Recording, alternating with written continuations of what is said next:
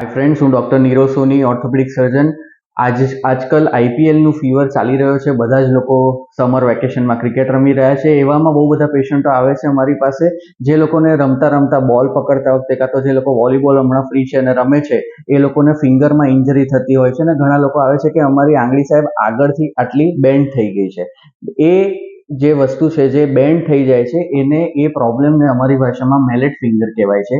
એટલે કે એ ટેન્ડન એટલે કે એક નસ આવે જે હાડકાની ઉપર ચોંટતી હોય છે, જે આંગળીને સીધી રાખતી હોય છે. કોઈ કારણથી જ્યારે હાડકા ઉપર બોલ વાગે છે તો એ નસ જે છે એને ઇન્જરી થાય છે. એનું એવલ્ઝન એટલે કે રપ્ચર એટલે તૂટતી હોય છે અને એના લીધે આંગળી થોડી બેન્ડ થઈ જતી હોય છે.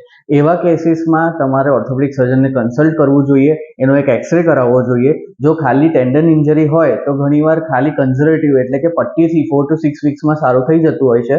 પણ અગર એની સાથે બોનમાં ફ્રેક્ચર બી થયું હોય અને જોઈન્ટ અનસ્ટેબલ હોય તો એની માટે કે ટ્રીટમેન્ટ આગળ બી કરાવવી પડતી હોય. Thank you.